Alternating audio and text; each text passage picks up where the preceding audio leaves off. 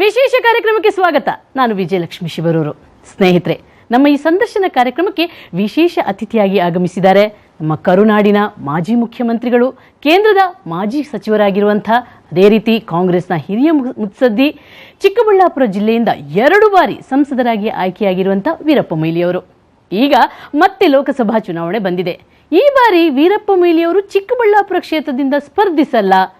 ಅವರಿಗೆ ಎಲ್ಲೋ ಒಂದು ಕಡೆ ವೋಟರ್ಸ್ ನಿರಾಕರಣೆ ಮಾಡ್ತಾ ಇದ್ದಾರೆ, ರಾಜ್ಯಸಭೆಗೆ ಪಲಾಯನ ಮಾಡ್ತಿದ್ದಾರೆ, ಮೋದಿ ಹವಕ್ಕೆ ಭಯ ಬಿದ್ದಿದ್ದಾರೆ ಅಂತೆಲ್ಲ ಮಾತುಗಳು ಕೇಳಿ ಬರ್ತಾ ಇದೆ. ಸಾಕಷ್ಟು ಪ್ರಶ್ನೆಗಳು ಮೂಡ್ತಾ ಇವೆ ಮತದಾರರ ಮನದಲ್ಲಿ. ಈ ಎಲ್ಲ ಪ್ರಶ್ನೆಗಳಿಗೆ ನೇರವಾಗಿ ಸ್ವತಃ ವೀರಪ್ಪ ಮೊಯ್ಲಿಯವರಿದ್ದಾರೆ, ಅವರ ಹತ್ರನೇ ಉತ್ತರವನ್ನು ಪಡ್ಕೊಳ್ಳೋಣ. ನಮಸ್ಕಾರ. ನೇರವಾದ ಪ್ರಶ್ನೆ, ವೀರಪ್ಪ ಮೊಯ್ಲಿಯವರು ಈ ಬಾರಿ ಚಿಕ್ಕಬಳ್ಳಾಪುರ ಕ್ಷೇತ್ರದಿಂದ ಸ್ಪರ್ಧಿಸಲ್ಲ ಅನ್ನುವಂಥ ಮಾತು ಕೇಳಿ ಬರ್ತಾ ಇದೆ, ನಿಜಾನಾ? ಯಾಕೆ ಸ್ಪರ್ಧಿಸೋದಿಲ್ಲ ಅಂತೇಳಿ ನಾನು ಕೇಳೋದು ಮರು ಪ್ರಶ್ನೆ. ಓಕೆ.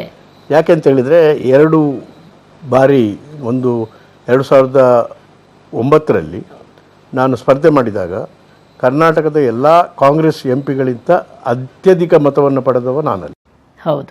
ಆಮೇಲೆ 2014ರಲ್ಲಿ ಆಗ ಮೋದಿ ಅಲ್ಲೇ ಇತ್ತು ಅಂತೇಳಿ ಭಾಳ ಪ್ರಚಾರ, ಚಿಕ್ಕಮಗಳೂರಿಗೆ ಬಂದು ಭಾಳ ಜೋರಾಗಿ ಬಿರುಸಾದ ಭಾಷಣ ಮಾಡಿದರು ಮೋದಿಯವರು. ಆದರೆ ಜನ ಕದರಲಿಲ್ಲ. ಅದಕ್ಕೆ ಮೇಲಾಗಿ ಇದೇ ಎಚ್.ಡಿ. ಕುಮಾರಸ್ವಾಮಿಯವರು ಜನತಾದಳದಿಂದ ಸ್ಪರ್ಧೆ ಮಾಡಿದರು. ಹೌದು. ಅವರು 3ನೇ ಸ್ಥಾನಕ್ಕೆ ಬಂದರು. ನಾನು ಆಗಲೂ ಗೆದ್ದೇನೆ. ನಾನು ಯಾವಾಗಲೂ ಕೂಡ ನಾನು ಕ್ಷೇತ್ರದಲ್ಲೇ ಇದ್ದೇನೆ. ಕ್ಷೇತ್ರದ ಸಾಕಷ್ಟು ಕೆಲಸ ಮಾಡಿದ್ದೇನೆ. ಅವರ ಸಮಸ್ಯೆಗಳಿಗೆ ನಾನು ಸ್ಪಂದಿಸ್ತೇನೆ. ಆದ್ದರಿಂದ ಇದು ಗುಲ್ಲು ಕಾರ್ಯಕರ್ತರಲ್ಲಿ ಯಾರಲ್ಲೂ ಇಲ್ಲ, ಮತದಾರರಲ್ಲಿ ಯಾರೂ ಇಲ್ಲ. ಇದು JDSಗೆ ಒಂದು ಕಣ್ಣಿದೆ ಈ ಕ್ಷೇತ್ರದ ಮೇಲೆ. ಯಾಕಂದರೆ ಆದರೆ JDS ಇಲ್ಲಿ ನಾವು ಕಾಂಗ್ರೆಸ್ನವರು 5 ಕ್ಷೇತ್ರದಲ್ಲಿ ಗೆದ್ದಿದ್ದೇವೆ. ಇಲ್ಲಿ 8ರಲ್ಲಿ 2 ಕ್ಷೇತ್ರ ಮಾತ್ರ JDS, 1 ಕ್ಷೇತ್ರ BJP. ಆದ್ದರಿಂದ ಕಾಂಗ್ರೆಸ್ಸಿನ ಕ್ಷೇತ್ರ. ಸುಮಾರು 30 ವರ್ಷದಿಂದ ಇಲ್ಲಿ ಇತಿಹಾಸ ನೋಡಿದರೆ, ಚುನಾವಣಾ ಇತಿಹಾಸ, ಅಲ್ಲಿ ಯಾವಾಗಲೂ ಕೂಡ ಕಾಂಗ್ರೆಸ್ಸೇ ಗೆದ್ದಿದೆ. ಒಂದು ಬಾರಿ ಅದು ಕೂಡ ಜಾಲಪ್ಪ ಗೆದ್ದಿದ್ದಾರೆ. ಯಾಕೆಂತ ಹೇಳಿದ್ರೆ ಅಲ್ಲಿ ವಿ ಮುನಿಯಪ್ಪ ಅಂತೇಳಿ ಗೌಡ್ರಿಗೆ ಕೊಟ್ಟರು. ಇದು ಗೌಡ್ರ ಕ್ಷೇತ್ರ ಅಂತಲೂ ಹೇಳಲಿಕ್ಕೆ ಆಗೋದಿಲ್ಲ. ಆದರೆ ಗೌಡ್ರಲ್ಲಿ ಕೂಡ ಬಹುತೇಕ ಮಂದಿ ನನಗೆ ಬೆಂಬಲ ಕೊಡ್ತಾ ಇದ್ದಾರೆ. ಆದ್ದರಿಂದ ಇಲ್ಲಿ ನಾನು ಪಲಾಯನ ಮಾಡುವ ಪ್ರಶ್ನೆನೇ ಇಲ್ಲ. ರಾಜ್ಯಸಭಾ ವಿಧಾನ ಪರಿಷತ್ತಿಗೆ ನಾನು ಎಂದಿಗೂ ಹೋಗೋದಿಲ್ಲ. ನಾನು ಯಾವಾಗಲೂ ಕೂಡ ನೇರವಾದಂಥ ಹೆಬ್ಬಾಗಿಲಿನಿಂದಲೇ ವಿಧಾನಸಭೆಗೆ ಅಥವಾ ಲೋಕಸಭೆಗೆ ಪ್ರವೇಶ ಮಾಡುವಂಥ ಪ್ರವೃತ್ತಿಯವ. ನನ್ನ ಜಾತಿ ಭಾಳ ಕಡಿಮೆ ಇರ್ಬೋದು, ಆದರೆ ನನ್ನ ಮನಸ್ಸಿನಲ್ಲಿದೆಲ್ಲ ಆ ಛಲ, ಅದು ಚಿಕ್ಕಂದಿನಲ್ಲೂ ಕೂಡ ಆ ಛಲದಿಂದಾಗಿ ನಾನು ಮುಂದೆ ಬಂದದ್ದು. ಆದ್ದರಿಂದ ಅದಕ್ಕೆ ಬೆಂಬಲ ಜನ ಕೊಡ್ತಾರೆ. ಯಾರು ಹೋರಾಟಗಾರರು ಅವರಿಗೆ ಜನ ಬೆಂಬಲ ಕೊಡ್ತಾರೆ, ಯಾರು ಪ್ರಾಮಾಣಿಕವಾಗಿ ಕೆಲಸ ಮಾಡ್ತಾರೆ ಅವರಿಗೆ ಜನ ಬೆಂಬಲ ಕೊಡ್ತಾರೆ. ಆದ್ದರಿಂದ ಈ ಒಂದು ಜಾತಿ ರಾಜಕೀಯದಲ್ಲಿ ನಾವು ಬಂದವನೇ ಅಲ್ಲ, ಜಾತಿ ರಾಜಕೀಯವರು ನಂಬಿದವನೂ ಅಲ್ಲ. ಆದ್ರೆ ಕಳೆದ ಚುನಾವಣೆಯಲ್ಲಿ 9,000 ಅಂತ. ಹೌದು. ಆದ್ರೆ ಕುಮಾರಸ್ವಾಮಿ ಅವರು ಭಾಗವಹಿಸಿದ್ರಿಂದ ಆ ಗೌಡರ ಮತ ಸ್ಪ್ಲಿಟ್ ಆಗಿರೋದ್ರಿಂದ ಅದೇ ಗೌಡ್ರದ್ದು ಅಂತ ಹೇಳಿದ್ರೆ ಅಲ್ಲಿ BJPಗೆ ಎಷ್ಟು ಓಟು ಅಲ್ಲಿ ಬರಬೇಕಿತ್ತೋ ಅಷ್ಟೇ ಓಟು BJPಗೆ ಬಂತು ಮೊನ್ನೆ 2014ರಲ್ಲಿ. ನನಗೆ ಬರತಕ್ಕ ಓಟು ಯಾವುದು, ಕೆಲವು ಮೈನಾರಿಟೀಸ್ ಇದ್ದಿದ್ದೆ, ಹಿಂದುಳಿದ ವರ್ಗದವ್ರದ್ದಿದೆ, ಆ ಓಟುಗಳು ಕುಮಾರಸ್ವಾಮಿಗೆ ಹೋಯಿತು. ಆದ್ದರಿಂದ ಅವರು ನಿಂತದ್ರಿಂದ ನನಗೆ ಭಯ ಹೊರತು BJPಗೆ ಭಯ ಇರಲಿಲ್ಲ. ಓಟು ಸ್ಪ್ಲಿಟ್ ಆಗಲಿಲ್ಲ, ಅಲ್ಲಿ ಓಟು ಸ್ಪ್ಲಿಟ್ ಆಗಲಿಲ್ಲ. ಓಟು ಅದರ ಬದಲು ನನ್ನ ಓಟೇ ಕುಮಾರಸ್ವಾಮಿ ಅವರಿಗೆ ಹೋಯಿತು. ಇದು ನೀವು ಅನಲೈಸ್ ಮಾಡಿದರೆ ಅಂಕಿ ಸಂಖ್ಯೆಗಳ ಮೂಲಕ ಅವರು ನಿಂತದ್ರಿಂದ ಭಯ ಹೆಚ್ಚಾಯಿತೆ ಹೊರತು ನನಗೆ ಅವರ ಗೌಡರ ಓಟು ಡಿವೈಡ್ ಆಗಿ ನಿಮಗೆ ಅನುಕೂಲ ಆಗಲಿಲ್ಲ. ಹೌದು, ಬಹುಶಃ ಅದನ್ನು ಅಂಕಿ ಸಂಖ್ಯೆ ಅನೇಕರು ನೋಡದೆ ಈ ಥರ ಹೇಳ್ತಾರೆ, ಕುಮಾರಸ್ವಾಮಿ ನಿಂತದ್ರಿಂದ ಗೆದ್ದರು ಅಂತೇಳಿ. ಅಂತರವು ಕಡಿಮೆ. ಯಾಕಂತ ಹೇಳಿದ್ರೆ ಎಲ್ಲ ಕಡೆಯೂ ಕೂಡ ಈಗ ಇವರಿಗೂ ಕೂಡ ಅಷ್ಟೇ. ಇದು ಮಲ್ಲಿಕಾರ್ಜುನ ಖರ್ಗೆ ಅವರು ಗೆದ್ದದ್ದು 13,000ದಲ್ಲಿ. ನಾವು ಸಾಧಾರಣ ಎಲ್ಲ ಕಾಂಗ್ರೆಸ್ನವರು ಕೂಡ ಮೋದಿ ಅಲೆಯ ಇದರಲ್ಲಿ ನಾವು ಭಾಳ ಕಡಿಮೆ ಅಂತರದಲ್ಲೇ ಎಲ್ಲರೂ ಗೆದ್ದದ್ದು. ಅದು ಟ್ರೆಂಡೇ ಆಗಿತ್ತು ಆಗಿನ ಚುನಾವಣೆ. ಓಕೆ. ಸೊ ಈಗ ಕ್ಷೇತ್ರಕ್ಕೆ JDS ಕೂಡ ಕಣ್ಣಿಟ್ಟಿದೆ. ನೇರವಾಗಿ ಹೇಳಿದ್ದಾರೆ, ನಮ್ಮ ಮೈತ್ರಿ ಒಂದು ಏನು ನಿಮ್ಮ ಒಪ್ಪಂದಗಳಿವೆ, ಹಾಗಾಗಿ ಚಿಕ್ಕಬಳ್ಳಾಪುರ, ಕೋಲಾರ ನಮ್ಗೆ ಬೇಕು ಅನ್ನುವಂಥ ಮಾತು ಕೇಳಿ ಬರ್ತಾ ಇದೆ. ಅದು ಹಳೆ ಮೈಸೂರಿನ ಭಾಗ ಅವ್ರಿಗೆ ಇರುವುದು ಇಲ್ಲೇ, ಅವರ ರಾಜಕೀಯ ಬಂಡವಾಳ ಇರೋದು. ಅವರಿಗೆ ಬೇರೆ ಇದು ಹೈದರಾಬಾದ್ ಕರ್ನಾಟಕ, ಬಾಂಬೆ ಕರ್ನಾಟಕದಲ್ಲಿ ಬೆಂಬಲ ಇಲ್ಲ. ಇದು ಅಲ್ಲಿ ಸಾಧಾರಣವಾಗಿ ನಮಗೆ ಮತ್ತು ಅವರಿಗೆ ಒಂದು ಹೋರಾಟ ಇರತಕ್ಕಂಥದ್ದು. ಯಾರಿಗೆ? JDSಗೆ. ಮತ್ತೆ ಕಾರ್ಯಕರ್ತರು ಕೂಡ ಪರಸ್ಪರ ಹೋರಾಟ ಅವರವರಿಗೆ ಕಾಂಗ್ರೆಸ್ಗೆ ಮತ್ತು ತಳಮಟ್ಟದಲ್ಲಿ ಕೂಡ. ಹಾಗಿರುವಾಗ ಅವರು ಎಲ್ಲಿ ಕೇಳುವುದು ಅವರಿಗೆ? ಯಾಕಂದರೆ ಅವರು ಈಗ ಇರತಕ್ಕಂಥದ್ದು ಎರಡೇ ಸೀಟು. ಅವರು ಹೆಚ್ಚು ಅಂದರೂ ಕೂಡ ನಾವು ಕಾಂಗ್ರೆಸ್ನ ಸೀಟನ್ನೇ ಕೇಳಬೇಕು. ಅವರು ಕಾಂಗ್ರೆಸ್ ಎಲ್ಲಿ ಬಲಯುತವಾಗಿದೆ ಆ ಸೀಟನ್ನು ಅವ್ರು ಕೇಳ್ತಾರೆ. ಯಾಕಂತ ಹೇಳಿದ್ರೆ ಇಲ್ಲಿ ಈ ಭಾಗದಲ್ಲಿ ಮಾತ್ರ ಕಾಂಗ್ರೆಸ್ ಬೆಂಬಲ ಕೊಟ್ಟರೆ ಅವ್ರು ಗೆಲ್ತಾರೆ ಅಂತೇಳಿ ಅರ್ಥ. ಆದ್ರಿಂದ ಇದರಲ್ಲೂ ಕೇಳಿದ್ದಾರೆ. ಆದರೆ ಈ ಬಗ್ಗೆ ಚಿಕ್ಕಬಳ್ಳಾಪುರದಲ್ಲಿರೋ ದೇವೇಗೌಡರನ್ನ ನಿಲ್ಲಿಕ್ಕೆ ಕೇಳ್ತಾ ಇಲ್ಲ. ಚಿಕ್ಕಮಗಳೂರು ಅವರು ಬ್ಯಾಂಗ್ಳೂರು ನಾರ್ತ್ ಅಥವಾ ಮೈಸೂರು ಆ ಭಾಗದಲ್ಲಿ ಕೇಳ್ತಾ ಇದ್ದಾರೆ. ಆದ್ದರಿಂದ ಅವ್ರ ಲೆಕ್ಕದಲ್ಲಿ ಕೇಳ್ತಾರೆ, ನಮಗೆ 12 ಸೀಟು ಕೊಡಿ ಅಂತ ಹೇಳ್ತಾರೆ. ಈಗ ಬಹುಶಃ 10 ಸೀಟಿಗೆ ಎಳೆದಿದ್ದಾರೆ.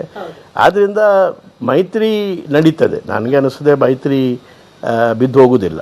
ಅದು ಮೈತ್ರಿಯಲ್ಲಿ, ಯಾಕಂದರೆ ಮೈತ್ರಿ ಸರ್ಕಾರ ಇರೋದ್ರಿಂದ ಈ ಚುನಾವಣೆಯಲ್ಲಿ ಕೂಡ ಮೈತ್ರಿಗೆ ಸಂಬಂಧಪಟ್ಟಂತ ಮಾತುಕತೆ ನಡೀತಾ ಇದೆ. ಅದು ಚಿಕ್ಕಬಳ್ಳಾಪುರದಲ್ಲಿ ಬಹುಶಃ ಬದಲಾವಣೆ ಆಗ್ಲಿಕ್ಕಿಲ್ಲ. ನಾನೇ ನಿಲ್ಲುವುದಂತೇಳಿ ಒಂದು ರೀತಿ ಅಭಿಪ್ರಾಯ ಒಡಮೂಡ್ಬಂದು. ನಿಮ್ಗೆ ಆರಂಭದಲ್ಲಿ ಎಲ್ಲೋ ಒಂದ್ ಕಡೆ ಹಿಂದೇಟ್ ಹಾಕುವಂತ ಮನಸ್ಸಿತ್ತ? ನಿಮ್ಗೂ ಎಲ್ಲೋ ಒಂದ್ ಕಡೆ ಅಳುಕು ಇದೆಯಾ? ಅದು ಎರಡು ಭಾಗ ಇರ್ತದೆ. ಒಂದು ಭಾಗ ಅಂತ ಹೇಳಿದ್ರೆ, ಒಂದು ನನಗೆ ಸಾಕಾಗಬೇಕು, ನನಗೆ ಬೇಸತ್ತಿಲ್ಲ, ನಾನು ಜನರಲ್ಲಿ ಇನ್ನೂ ಹೆಚ್ಚು ಹೆಚ್ಚು ಪ್ರೀತಿ ಬೆಳೀತಾ ಇದೆ. ಯಾಕಂದರೆ ಅಷ್ಟು ಅಭಿಮಾನದಿಂದ ಅವರನ್ನು ನೋಡ್ತಾರೆ. ಮತ್ತು ಅನೇಕ ನಾವು ನೋಡಿ ಪ್ರಗತಿಯ ಪರ್ವ ಅಂತೇಳಿ ಸಾಕಷ್ಟು ಅನೇಕ ದೊಡ್ಡ ಕೆಲಸಗಳನ್ನು ಮಾಡಿದ್ವಿ. ಇನ್ನೂ ಒಂದು ಮಾಡುವ ಕೆಲಸ ಬಾಕಿ ಇದೆ. ಅಲ್ಲಿ ಆ ಕರ್ತವ್ಯ ನಾನು ನಿರ್ವಹಿಸಬೇಕು. ಕುಡಿಲಿಕ್ಕೆ ನೀರಿಲ್ಲ, ಮತ್ತು 2000 ಫೀಟು ಹೋದರೂ ಕೂಡ ಅಲ್ಲಿ ನೀರು ಸಿಗ್ತಾ ಇಲ್ಲ. ನೀರು ಕೂಡ ಅದು ವಿಷ. ಆದ್ದರಿಂದ ಅದನ್ನು ನೋಡಿ ನನಗೆ ಮನ ಕರಗಿ ನಾನು ಏನಾದರೂ ಇದರಿಂದ ವಿಮೋಚನೆ ಮಾಡಬೇಕು ಅಂತೇಳಿ ಅದಕ್ಕಾಗಿಯೇ ನಾನು ಎತ್ತಿನ ಹೊಳೆ ಯೋಜನೆ ತಗೊಂಡೆ. ಅದು ಕೂಡ ನೇತ್ರಾವತಿ ನೀರು ಡೈವರ್ಷನ್ ಯೋಜನೆ ಅಲ್ಲ, ತಿರುಗು ಯೋಜನೆ ಅಲ್ಲ. ಮೇಲೆ ಬೀರತಕ್ಕಂಥ ಕೆಲವು ಕೆರೆಗಳು ಅಥವಾ ಕೆಲವು ಹೊಳೆಗಳಿವೆ, ಒಂದು ಎತ್ತಿನ ಹೊಳೆ ಮುಂತಾದ, ಅದರಿಂದ ನೀರನ್ನು ನಾವು ಎತ್ತಿ ಈ ಭಾಗಕ್ಕೆ ಹರಿಸೋದು. ಅದು ಕೂಡ 4 ತಿಂಗಳು ಮಾತ್ರ. 14,000 ಕೋಟಿ ರೂಪಾಯಿಯ ಇದು ಆ ಯೋಜನೆಯನ್ನು ಇವರು ಆಡಳಿತಾತ್ಮಕವಾಗಿ ಹಣ ಕೊಟ್ಟು ನಮ್ಮ ಸಿದ್ದರಾಮಯ್ಯನವರು ಮಂಜೂರು ಮಾಡಿದರು. ಸ್ವಲ್ಪ ತಡ ಯಾಕೆ ಆಯಿತು ಅಂತ ಹೇಳಿದ್ರೆ, ಭೂಸ್ವಾಧೀನ ಹೊಸ ಪ್ರಕ್ರಿಯೆ ಕಾನೂನು ಬಂತು ಕೇಂದ್ರದಿಂದ. ಆ ಪ್ರಕ್ರಿಯೆಯಿಂದಾಗಿ 1-2 ವರ್ಷ ತಡ ಆಯಿತು, ಕೋಪ ಆಯಿತು. ಅದರಿಂದಾಗಿ ಮತ್ತೆ ಎತ್ತಿನ ಹೊಳೆ ಬರೋದೇ ಡೌಟು ಅನ್ನುವಂಥ ಮಾತು ಕೇಳಿಬರ್ತಾ ಇದೆ. ಮತ್ತೆ ಚಿಕ್ಕಬಳ್ಳಾಪುರದ ಎಲ್ಲ ಜನರು ಕೂಡ ಬಸ್ ಮಾಡಿ ಅಲ್ಲಿ ಹೋಗಿ ನೋಡ್ಕೊಂಡು ಬಂದಿದೆ. ಯಾರು ವಿರೋಧ ಮಾಡ್ತಾ ಇದ್ರು, ಯಾರು ಬರುವುದೇ ಇಲ್ಲ ಅಂತೇಳಿ ಅವರೆಲ್ಲ ಬರ್ತದೆ ಅಂತೇಳಿ ಕಾಯಮಾಗಿದೆ. ಶಾಶ್ವತ ನೀರಾವರಿ ಯೋಜನೆ ಕೊಡಬೇಕು ಅಂತೇಳಿ ಅದು ಅಲ್ಲಿ ಅವಶ್ಯಕತೆ ಇದೆ. ಅದಕ್ಕೆ HN ವ್ಯಾಲಿ, KC ವ್ಯಾಲಿ ಮತ್ತು ವೃಷಭಾವತಿ ವ್ಯಾಲಿಯಿಂದಲೂ ಕೂಡ ಈ 3 ಫೇಸಸ್ನಲ್ಲಿ 3 ಹಂತದಲ್ಲಿ ನೀರನ್ನು ತರಬೇಕು. ಅದು 2 ಹಂತದಲ್ಲಿ ಅದು ಶುದ್ಧೀಕರಣ ಆಗ್ತದೆ. ಸುಪ್ರೀಂ ಕೋರ್ಟ್ನಲ್ಲಿ ಯಾಕಂದರೆ ಕೆಲವರು ರೈತರ ಹೆಸರಿನಲ್ಲಿ, ಅವ್ರ ರೈತರಿಗೆ ವಿರೋಧನೇ. ಈಗ ಇದು ನೀರು ಹೋಗೋದು ಗದ್ದೆಗೆ, ಇದು ಅದಕ್ಕೆ ವಿರುದ್ಧ. ಅದಕ್ಕಾಗಿ ಅವರು ಹೋಗಿದ್ದಾರೆ. ಬಟ್ ಇವತ್ತು ನಾಳೆ ಅದು ಸುಪ್ರೀಂ ಕೋರ್ಟ್ನಲ್ಲಿ ಕ್ಲಿಯರ್ ಆಗಿ ನೀರಿಲ್ಲ, 10 ವರ್ಷದಲ್ಲಿ ಏನೂ ಆಗಿಲ್ಲ ಅನ್ನುವಂಥ ಭಾವನೆನೇ ತುಂಬಿಕೊಂಡು ಬಿಟ್ಟಿದೆ. ಸೊ ಈ ಭಾವನೆನ ಹೋಗ್ಲಾಡಿಸ್ಬೇಕಂದ್ರೆ ವೀರಪ್ಪ ಮೊಯ್ಲಿ ಅವರು ಈಗ ಜನರ ಭಾವನೆ ಚೇಂಜ್ ಮಾಡ್ಬೇಕು. ಮತ್ತೆ ವೀರಪ್ಪ ಮೊಯ್ಲಿ ಅವರಿಗೆ ಯಾಕೆ ಚಿಕ್ಕಬಳ್ಳಾಪುರದವರು ವೋಟ್ ಹಾಕಬೇಕು ಅಂತ ನೀವು ಹೇಳ್ತೀರಾ? ಅದು ಪ್ರಶ್ನೆ ಕೆಲವರು ಕೇಳ್ತಾರೆ. ಅದು ಕೇಳುವಾಗ ನಾವು ಇದರ ಬಗ್ಗೆ ಅದಕ್ಕಾಗಿ ಅದರ ಎಲ್ಲ ವಿವರಗಳನ್ನು ಕೂಡ ನಾವು ಮನೆಗೆ ತಿಳಿಸ್ತಾ ಇದ್ದೀವಿ. ಮತ್ತು ಈ ಒಂದು ಅಭಿಪ್ರಾಯವನ್ನು ಸರಿಪಡಿಸಲಿಕ್ಕಾಗಿ ಪ್ರತಿಯೊಂದು ಜಿಲ್ಲಾ ಪಂಚಾಯತ್ ಕ್ಷೇತ್ರದಿಂದ 1, 2, 3 ಬಸ್ಸು ಅಲ್ಲಿ ಹೋಗಿ ರೈತರು ಎಲ್ಲ ನೋಡ್ಕೊಂಡು ಬಂದಿದ್ದಾರೆ. ನೋಡ್ಕೊಂಡು ಬಂದ ಮೇಲೆ ಈ ಎಲ್ಲ ಸಂಶಯಗಳು ಪರಿಹಾರ ಆಗಿದೆ. ಸೊ ಲೋಕಸಭಾ ಚುನಾವಣೆ ಸ್ಪರ್ಧಿಸೋದು ಗ್ಯಾರಂಟಿ. ನಮಗೆ ಅಲ್ಲಿ ನನಗೂ ಉತ್ಸಾಹ ಇದೆ, ಮತದಾರರಿಗೂ ಉತ್ಸಾಹ ಇದೆ, ಕಾರ್ಯಕರ್ತರಿಗೂ ಉತ್ಸಾಹ ಇದೆ. ಈಗಿರುವಾಗ ಅಂಥ ಉತ್ಸಾಹದಕ್ಕೆ ತಡೆ ಮಾಡತಕ್ಕಂಥ ಉತ್ಸಾಹದ ಲಹರಿಯೇ ಇದೆ. ಅದನ್ನು ತಡಿಲಿಕ್ಕೆ ನಾನು ಯಾರು ಅಥವಾ ಮತ್ತೆ ಯಾರು ಆಗ್ಲಿಕ್ಕೆ ಸಾಧ್ಯ ಆಗೋದಿಲ್ಲ. ಈ ಬಾರಿ ಕೂಡ ಮೋದಿ ಅಲೆ ಅನ್ನುವಂಥದ್ದು ನಾನು ಕೂಡ ಒಂದಷ್ಟು ಕ್ಷೇತ್ರ ನೋಡಿದಾಗ ಹುಡುಗರ ಯೂತ್ಸ್ ಬಾಯಲ್ಲಿ ಮೋದಿ ಮೋದಿ ಅನ್ನುವಂಥ ಮಾತು ಕೇಳಿ ಬರ್ತಾ ಇದೆ. ಜೊತೆಗೆ ಸರ್ಜಿಕಲ್ ಸ್ಟ್ರೈಕ್, ಈ ಅಲೆಯನ್ನು ತಡೆಯೋಕ್ಕೆ ನಿಮ್ಮ ಹತ್ರ ಏನು ಪ್ಲಾನ್ ಇದೆ? ಏನು ಆಶ್ವಾಸನೆ ಕೊಟ್ಟಿದ್ರು 2014ರಲ್ಲಿ, ಪ್ರಮುಖವಾದ ಆಶ್ವಾಸನೆಗಳ ಬಗ್ಗೆ ನಾನು ಪ್ರಸ್ತಾಪ ಮಾಡ್ತೇನೆ. ಅದರಲ್ಲಿ ಒಂದನೇದಾಗಿ ಅವರು ಹೇಳಿದರು, ನಾನು ಕಪ್ಪು ಹಣವನ್ನು ಪರದೇಶದಿಂದ ತಂದು ಪ್ರತಿಯೊಬ್ಬ ನಾಗರಿಕನ ಅಕೌಂಟಿಗೆ 15 ಲಕ್ಷ ನಾನು ಅಧಿಕಾರಕ್ಕೆ ಬಂದ 100 ದಿವಸದಲ್ಲಿ ತುಂಬಿಸ್ತೇನೆ ಅಂತ ಹೇಳಿದರು. ಆಗಲಿಲ್ಲ, 5 ವರ್ಷ ಆಯಿತು. ಕಪ್ಪು ಹಣದ ಬಗ್ಗೆ ನಾನು ಸ್ಟ್ಯಾಂಡಿಂಗ್ ಕಮಿಟಿಯ ಚೇರ್ಮನ್, ನಾನು ಫಿನಾನ್ಸ್ ಇದ್ದು. ನಿನ್ನೆ ಕೂಡ ಮೀಟಿಂಗ್ ಇತ್ತು ಕಪ್ಪು ಹಣದ ಬಗ್ಗೆ, ಏನು ಮಾಡಲಿಲ್ಲ ಅವರು. ಕಪ್ಪು ಹಣದ ಬಗ್ಗೆನೇ ಮೀಟಿಂಗ್ ಮಾಡಿದ್ದೀವಿ ನಾವು ನಿನ್ನೆ, ಏನು ತರಲಿಕ್ಕೆ ಆಗಲಿಲ್ಲ ಅವರು. ಒಂದು 2-3 ವರ್ಷದ ಹಿಂದೆ ಇದೇ ಅಮಿತ್ ಶಾ BJP ಅಧ್ಯಕ್ಷರು ಏನು ಹೇಳಿದರು ಅಂದರೆ ಇದು ನಮ್ಮ ಎಲೆಕ್ಷನ್ ಜುಮ್ಲಾ ಅಂತ ಹೇಳಿದರು. ಆಮೇಲೆ ಚುನಾವಣೆ ಮೊದಲು ಮತ್ತೊಂದು ಭಾಳ ವಿರಾವೇಶವಾಗಿ, ಅದು ವಿಡಿಯೋ ನಿಮ್ಮ ಹತ್ರ ಇದೆಯೇ ಗೊತ್ತಿಲ್ಲ, ನಮ್ಮ ಹತ್ರ ಇದೆ, ಅದು ಬೇಕಾದರೆ ನಿಮಗೆ ಪಾಸ್ ಓವರ್ ಮಾಡ್ತೇನೆ. ಭಾಳ ಜೋರಾಗಿ ಭಾಷಣ, ಯಾರ್ದು, ಮೋದಿಯವರು. ನಾನು ಪ್ರಧಾನಿಯಾದ 14-15 ದಿವಸದ ಒಳಗಡೆ ಫಸ್ಟ್ ಕ್ಯಾಬಿನೆಟ್ನಲ್ಲಿ ಫಸ್ಟ್ ಎಜೆಂಡಾ ಯಾವುದು ಅಂದರೆ ರೈತರ ಸಾಲ ಮನ್ನಾ ಮಾಡೋದು ಅಂತೇಳಿ ಪೂರ್ತಿ. ಅದು ಅವರು ಮರ್ತಿದ್ದಾರೆ, ಜನ ಕೂಡ ಮರೆಯುವಂತೆ ಮೋಡಿ ಮಾಡ್ತಾ ಇದ್ದಾರೆ. ಮೋಡಿ ಮಾಡಿದರೆ ಹೊರತು ಮೋದಿ ಕೊಟ್ಟಂಥ ವಚನವನ್ನು ಪಾಲಿಸಲಿಲ್ಲ, ಅದು ಆಗಲಿಲ್ಲ. ಮತ್ತು ಮೂರನೇದ್ದು ಏನು ಹೇಳಿದರು ಅಂತ ಹೇಳಿದರೆ, ಅದಕ್ಕೆ ನಾವು ಮಾಡಿದ್ದೀವಿ 72,000 ಕೋಟಿ ರೂಪಾಯಿ, 13 ಕೋಟಿ ರೈತರ ಸಾಲವನ್ನು ನಮ್ಮ ಡಾಕ್ಟರ್ ಮನಮೋಹನ್ ಸಿಂಗ್ ಅವರ ನಮ್ಮ ಸರ್ಕಾರ ಮನ್ನಾ ಮಾಡಿದೆ. ಆ ಎಲ್ಲ ಹಣವನ್ನು ಕೂಡ ಬ್ಯಾಂಕಿಗೆ ತುಂಬಿದ್ದಾರೆ ಕೇಂದ್ರ ಸರ್ಕಾರ, ಇವರು ಒಂದು ಪೈಸೆ ಮಾಡಲಿಲ್ಲ. ಅದೇ ಪ್ರಕಾರ ಮೂರನೇದ್ದು ಅಂತ ಹೇಳಿದರೆ ಯುವಕರಿಗೆ, ಯಾಕೆ ಯುವಕರು ಮೋದಿ ಮೋದಿ ಮೋದಿ ಅಂತ ಹೇಳ್ತಾ ಇದ್ರಲ್ಲ, ಈಗಲ್ಲ ಅದು. ಇದು ಈಗ ಮೋದಿ ಹೇಳುವುದು ಎಲ್ಲ ಸ್ವಲ್ಪ ಕ್ಷೀಣ ಆಗಿದೆ ಆ ಸ್ವರ. ಮತ್ತು ಮೋದಿ ಹೇಳುವಂಥದ್ದು ಯಾರು, ಕೆಲವರು RSS ಕಾರ್ಯಕರ್ತರು ಇರ್ಬೋದು, ಜನ ಹೇಳ್ತಾ ಇಲ್ಲ, ಯುವಕರು ಹೇಳ್ತಾ ಇಲ್ಲ. ಯುವಕರಿಗೆ ಪೂರ್ತಿ ನಿರಾಶೆ ಆಗಿದೆ. ಯಾಕೆ ಅಂತ ಹೇಳಿದರೆ ಪ್ರತಿ ವರ್ಷ 2 ಕೋಟಿ ಉದ್ಯೋಗ ಯುವಕರಿಗೆ ನಾವು ನಿರ್ಮಾಣ ಮಾಡ್ತೇನೆ ಅಂತೇಳಿ ಅದು ಒಂದು ಆಶ್ವಾಸನೆ. 2 ಕೋಟಿ ನಿರ್ಮಾಣ ಮಾಡುವ ಬದಲು ವರ್ಷಕ್ಕೆ 2 ಕೋಟಿ ಉದ್ಯೋಗ ನಾವು ಕಡಿಮೆ ಆಗ್ತಾ ಇದೆ ಇವತ್ತು. ಎಲ್ಲ ಅಂತಾರಾಷ್ಟ್ರೀಯ ಮಟ್ಟದ ವರದಿಗಳು, CMI ವರದಿಗಳು, ಉದ್ಯೋಗ ಬಹಳ ಪ್ರಪಾತಕ್ಕೆ ಹೋಗಿದೆ ಇವತ್ತು. ಯಾಕೆಂತಂದರೆ ಬಂಡವಾಳ ಹೂಡಿಕೆಗೆ ವಿದೇಶಿ ಹಣನೂ ಬರ್ತಾ ಇಲ್ಲ, ನಮ್ಮ ದೇಶದ ಬಂಡವಾಳ. ಯಾಕಂದರೆ ದೇಶದ ಬಂಡವಾಳಗಾರರಲ್ಲಿ ಒಂದು ಭಯದ ವಾತಾವರಣ ಇದೆ, ಆತಂಕದ ವಾತಾವರಣ ಇದೆ. ನಾವು ಇಲ್ಲಿ ಬಂಡವಾಳ ಹೂಡಿದರೆ ಅದು ಉದ್ಯೋಗ ಆಗ್ತದೆ ಅಂತೇಳಿ ಭರವಸೆ ಅವರಿಗಿಲ್ಲ ಇವತ್ತು. ಉದ್ಯೋಗದ ಕ್ರಿಯೇಟ್ ಮಾಡತಕ್ಕಂಥ ಏಜೆನ್ಸಿಗಳೇ ಅದು ಮ್ಯಾನುಫ್ಯಾಕ್ಚರಿಂಗ್ ಸೆಕ್ಟರ್ ವರ್ಸ್ಟ್ ಆಗಿದೆ. ಡಿಮಾನಿಟೈಸೇಷನ್ ಅದು ಒಂದು ಸರ್ಜಿಕಲ್ ಸ್ಟ್ರೈಕ್ ಬಡವರ ಮೇಲೆ, ಜನಸಾಮಾನ್ಯರ ಮೇಲೆ ಸರ್ಜಿಕಲ್ ಸ್ಟ್ರೈಕ್.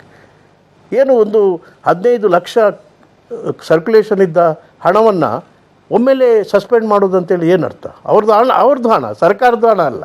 ಜನಸಾಮಾನ್ಯರು ಯಾರು ಕ್ಯಾಶ್ ಇದೆ, ಅಥವಾ ಅಸಂಘಟಿತ ಕಾರ್ಮಿಕರು, ಅಥವಾ ಸಣ್ಣ ಪುಟ್ಟ ಕೈಗಾರಿಕೆಗಳು, ವ್ಯಾಪಾರಿಗಳು, ಅವರೆಲ್ಲ ಉಗ್ರಗಾಮಿಗಳಾದರು ಮೋದಿಯವರ ದೃಷ್ಟಿಯಲ್ಲಿ. ಇವತ್ತಿಗೂ ಚೇತರಿಸಲಿಲ್ಲ. ಒಂದು 2% GDP ಅದರಿಂದ ಕಡಿಮೆ ಆಯಿತು. ಅದನ್ನು ಮರೆಮಾಚಲಿಕ್ಕೆ ಆ ಜಿ ಡಿ ಪಿಯ ಕ್ಯಾಲ್ಕುಲೇಷನ್ ಮಾಡತಕ್ಕಂಥ ಮೆಥಡಾಲಜಿಯೇ ಫಾರ್ಮುಲಾ ಚೇಂಜ್ ಮಾಡಿದ್ರು ಇವರು. ಇದನ್ನೆಲ್ಲ ಯಾಕೆ ಜನರ ಮುಂದೆ ತರುವಂತ ಪ್ರಾಮಾಣಿಕ ಪ್ರಯತ್ನ ಎಲ್ಲ ನಾವು ಸ್ಟ್ಯಾಂಡಿಂಗ್ ಕಮಿಟಿ ಆನ್ ಫೈನಾನ್ಸ್ ನಾನೇ ಅಧ್ಯಕ್ಷನಾಗಿ ಇದರ ಸಾಕಷ್ಟು ವರದಿ ಕೊಟ್ಟಿದ್ದೇನೆ. ಓಕೆ, ಅಲ್ಲ ಜನರಿಗೆ ತಲುಪ್ತಿಲ್ವಾ? ಜನಕ್ಕೆ ತಲುಪ್ತಾ ಇದೆ, ಜನಗಳಿಗೆ ಗೊತ್ತಾಗುವವರಿಗೆ ಗೊತ್ತಾಗಿದೆ. ಆದರೆ ಅದನ್ನು ಇವರ ಪ್ರಚಾರದ ಬಿರುಸು ಹೇಗಿದೆ ಅಂತ ಹೇಳಿದ್ರೆ ಇದನ್ನೆಲ್ಲ ಜನಗಳಿಗೆ ಗೊತ್ತಾಗದಾಗೆ ಮೋಡಿ ಮಾಡಿದ್ದಾರೆ. ಅದೇ ವರ್ಕೌಟ್ ಆಗ್ತಿರ್ಬೋದು ಅನ್ನುವಂಥ ಈಗ ಅದೇ ವರ್ಕೌಟ್ ಆಗ್ತಾ ಇತ್ತು.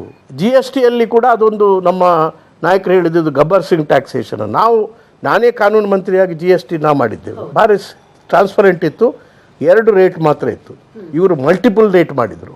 ಈಗ ಯಾವ್ಯಾವ ಚುನಾವಣೆ ಬರ್ತದೆ ಆಗಾಗ ಕಡಿಮೆ ಮಾಡೋದು. ಆರ್ಥಿಕ ಪರಿಸ್ಥಿತಿ ಕುಸಿದದ್ದು ಯಾವಾಗಲೂ ಇಲ್ಲ. ಎಲ್ಲ ಕ್ಷೇತ್ರದಲ್ಲಿ ಯಾವ ಕ್ಷೇತ್ರಕ್ಕೆ ಅವರು ಕೈ ಹಾಕಿದ್ದಾರೆ ಅದರಲ್ಲಿ ಮೋಸ ಆಗಿದೆ, ಜನಗಳಿಗೆ ವಂಚನೆ ಆಗಿದೆ ಇವತ್ತು. ಬಟ್ ಇವೆಲ್ಲ ವಂಚನೆ ಮೋಸಗಳು ಮೊನ್ನೆ ನಡೆದಂತ ಸರ್ಜಿಕಲ್ ಸ್ಟ್ರೈಕ್ ಒಂಥರ ಅವರಿಗೆ ಅವರು ಚೇಂಜ್ ಕಾಣುವುದು. ಯಾಕಂತ ಹೇಳಿದರೆ ಯಾವಾಗ ಉಗ್ರಗಾಮಿಗಳು ಅಥವಾ ಪಾಕಿಸ್ತಾನದ ಉಗ್ರಗಾಮಿಗಳು ದಾಳಿ ಮಾಡ್ತಾರೆ, ಆವಾಗ ನಾವು ಕಾಂಗ್ರೆಸ್ ಪಕ್ಷ ಅದನ್ನು ರಾಜಕೀಯ ಮಾಡೋದಿಲ್ಲ. ನಾವು ಸ್ವಾಗತ ಮಾಡಿದ್ದೆವು. ನಮಗೆ ಅದನ್ನು ವಿಮರ್ಶೆ ಮಾಡಲಿಕ್ಕೆ ಹೋಗಲಿಲ್ಲ, ನಾವು ಪರಾಮರ್ಶೆ ಮಾಡಲಿಕ್ಕೆ ಹೋಗಲಿಲ್ಲ. ಅದರಿಂದಾಗಿ ಜನಗಳ ದೃಷ್ಟಿಯಲ್ಲಿ ಈಗ ಸ್ವಲ್ಪ ಸರ್ಜಿಕಲ್ ಸ್ಟ್ರೈಕ್ ಮಾಡಿದ, ಅದಕ್ಕೆ ವೀರಾವೇಶದಿಂದ ಇವರು ಹೊರಟರು. ಅವರೇ ಯುದ್ಧ ಭೂಮಿಯಿಂದ ನರೇಂದ್ರ ಮೋದಿಯೇ ಹೋರಾಟ ಮಾಡ್ತಾ ಇದ್ದಾರೆ, ಆ ರೀತಿಯಲ್ಲಿ ಬಿಂಬಿಸಲಿಕ್ಕೆ ಪ್ರಾರಂಭ ಆಯಿತು. ಅರ್ಥ ಆಯ್ತಲ್ಲ? ಆದರೆ ಇದೆಲ್ಲ ಸಾಮಾಜಿಕವಾಗಿ, ರಾಜಕೀಯವಾಗಿ, ಆರ್ಥಿಕವಾಗಿ ಇಡೀ ದೇಶ ಒಂದು ರೀತಿಯ ಅತಂತ್ರತೆಗೆ ತಂದು, ಈಗ ನಾನು ಸರ್ಜಿಕಲ್ ಸ್ಟ್ರೈಕ್ ಮಾಡಿದ್ದೇನೆ ಅಂತೇಳಿ ಉಗ್ರಗಾಮಿಗಳ ಮೇಲೆ ದಾಳಿ ಮಾಡಿ ಅದರಿಂದ ಅವರು ವಿನ್ ಆಗ್ತಾರೆ ಅಂತ ಹೇಳಿದರೆ ಅದು ಪ್ರಶ್ನಾರ್ಥಕ ಚಿಹ್ನೆ. ಅದೇ ಈಗ ನಾನು ಒಂದಷ್ಟು ಕ್ಷೇತ್ರಗಳಿಗೆ ಹೋದಾಗ ಮುದುಕರು ಆಗಲಿ ಎಲ್ಲರೂ ಕೂಡ ಪಾಕಿಸ್ತಾನಕ್ಕೆ ಉತ್ತರ ಕೊಡೋರು ಯಾರೂ ಇರಲಿಲ್ಲ. ಹಿಂದೆ ಏನೇ ದಾಳಿ ಆದರೂ ಕೂಡ ಹೆದರುತ್ತಿದ್ರು, ಆ ದಿಟ್ಟತನವನ್ನು ತೋರಿಸ್ತಿರ್ಲಿಲ್ಲ. ಆದರೆ ಮೋದಿ ದಿಟ್ಟತನ ತೋರಿಸಿದ್ರು, ಪಾಕಿಸ್ತಾನಕ್ಕೆ ಪಾಠ ಕಲಿಸಿದ್ರು ಅನ್ನುವಂಥ ಮಾತನ್ನ ಮುದುಕರಿಂದ ಹಿಡಿದು ಎಲ್ಲರೂ ಹೇಳುವಂಥದ್ದು. ಇದೇ ವರ್ಕೌಟ್ ಆಗ್ಬೋದಲ್ಲ ಚುನಾವಣೆ? ಬಾಂಗ್ಲಾದ ದೇಶದ ವಿಮೋಚನೆಗಾಗಿ ಹೋರಾಟ ಮಾಡಿದ್ರು, ಪಾಕಿಸ್ತಾನ ಬಗ್ಗಬಡಿದ್ರು. ನಿಮ್ಗೆ ಗೊತ್ತಿದೆ, ಸರೆಂಡರ್ ಆದವ ಆಗ ಬಿಟ್ಟು. ಅಂಥ ಯುದ್ಧ ಏನು ನಡೆದಿಲ್ಲ. ಈಗ ವಾಜಪೇಯಿ ಹೇಳಿದರು ಇವರು ದುರ್ಗಾದೇವಿ ಅಂತ ಹೇಳಿದರು. ನಮ್ಮ ಒಂದು ಭೂಭಾಗಕ್ಕೆ ಪ್ರವೇಶ ಮಾಡತಕ್ಕಂಥ ಧೈರ್ಯ ಅವ್ರು ತೋರಿಸಲಿಲ್ಲ. ನಾವು ರಾಜಕೀಯ ಮಾಡಿದಿಲ್ಲ, ಜನ ಮೆಚ್ಚಿದ್ರು ಅವಾಗ. ಆದರೆ ನಾವು ಕಾಂಗ್ರೆಸ್ಸಿನ ನೀತಿ ಅಂತೇಳಿದರೆ ಯಾವಾಗಲೂ ಕೂಡ ಉಗ್ರಗಾಮಿಗಳ ಹತ್ಯೆಯ ಬಗ್ಗೆ ನಾವು ಕಟಿಬದ್ಧರಾಗಿದ್ದೇವೆ. ಅದನ್ನು ರಾಜಕೀಯಕ್ಕೆ ಉಪಯೋಗ ಮಾಡಿಲ್ಲ, ಇವತ್ತೂ ಮಾಡೋದಿಲ್ಲ. ಇದನ್ನು ಜನ ಎಪ್ರಿಷಿಯೇಟ್ ಮಾಡ್ತಾರೆ. ಅದರ ಚರಿತ್ರೆ ನೋಡಿದರೆ ಪಾಕಿಸ್ತಾನವನ್ನು ಸಂಪೂರ್ಣವಾಗಿ ಬಗ್ಗು ಬಡಿದಂಥ ಒಂದು ಸಾಮರ್ಥ್ಯ ತೋರಿದಂಥ ಸರ್ಕಾರ ಇದ್ದರೆ ಅದು ಕಾಂಗ್ರೆಸ್ ಸರ್ಕಾರ. 60 ವರ್ಷದಲ್ಲಿ ಕಾಂಗ್ರೆಸ್ ಏನ್ ಮಾಡಿದೆ ಅನ್ನೋದು. ಸೊ ಇದಕ್ಕೆ ಸಂಕ್ಷಿಪ್ತವಾಗಿ ಉತ್ತರ ಕೊಡೋದಿದೆ. ಈ ದೇಶದಲ್ಲಿ ಯಾವುದು ಪ್ರಾಜೆಕ್ಟ್ಗಳಿವೆ, ಇರಿಗೇಷನ್ ಪ್ರಾಜೆಕ್ಟ್ ಇರ್ಬೋದು, ಪವರ್ ಪ್ರಾಜೆಕ್ಟ್ ಇರ್ಬೋದು, ನ್ಯೂಕ್ಲಿಯರ್ ಪ್ರಾಜೆಕ್ಟ್ ಇರ್ಬೋದು, ಇವನ್ ಪೋಖ್ರಾನ್ ಸ್ಫೋಟನ ಮಾಡಿದ್ದು ಪ್ರಥಮ ಇಂದಿರಾ ಗಾಂಧಿಯವರು. ಇವನ್ 2ನೇ ಸಾರಿ ವಾಜಪೇಯಿ ಅವರು ಮಾಡಿದ ಪೋಖ್ರಾನನ್ನು ಕೂಡ ಸಿದ್ಧಪಡಿಸಿದವರು ಪಿ ವಿ ನರಸಿಂಹರಾವ್ ಅವರು. ಇಂಥ ಶಕ್ತಿ ಕೊಟ್ಟವರು ಕಾಂಗ್ರೆಸ್ ಪಕ್ಷ, ಕಾಂಗ್ರೆಸ್ನ ಸರ್ಕಾರ ಮಾಡಿದ್ದು. ಇಂದಿರಾ ಗಾಂಧಿಯವರು ಹಸಿರು ಕ್ರಾಂತಿ ಮಾಡಿದ್ದು, ಮತ್ತು ನೀಲಿ ಕ್ರಾಂತಿ, ಕ್ಷೀರ ಕ್ರಾಂತಿಯನ್ನು ಮಾಡಿದವರು ಕೂಡ ಇಂದಿರಾ ಗಾಂಧಿಯವರು. ಇದು ಅನೇಕ ಪಬ್ಲಿಕ್ ಸೆಕ್ಟರ್ಗಳ ಮೂಲಕ, ಇದು ಬ್ಯಾಂಕುಗಳನ್ನು ರಾಷ್ಟ್ರೀಕರಣ ಮಾಡಿದರು. ರಾಷ್ಟ್ರೀಕರಣ ಮಾಡಿದಂಥ ಉದ್ದೇಶವನ್ನೇ ಇವತ್ತು ಅಧಪತನ ಮಾಡ್ತಾ ಇದ್ದಾರೆ. NPA ಜಾಸ್ತಿ ಆಗಿದೆ, ಸಾಲ ಕೊಡತಕ್ಕಂಥ ಶಕ್ತಿ ಕುಂದುಬಿಟ್ಟಿದೆ. ಅಲ್ಲ, ಎಲ್ಲ ಡ್ಯಾಮ್ಗಳನ್ನು ಇದು ಕಾಂಗ್ರೆಸ್ ಮಾಡಿದ್ದು. ಅಟಾಮಿಕ್ ಎನರ್ಜಿ ಇದು ಕಾಂಗ್ರೆಸ್ ಮಾಡಿದ್ದು. ಇವ್ರದ್ದು ಒಂದು ಕಾಂಟ್ರಿಬ್ಯೂಷನ್ ತಗೊಳ್ಳಿ ಅಟಾಮಿಕ್ ಎನರ್ಜಿ ಇದರಲ್ಲಿ.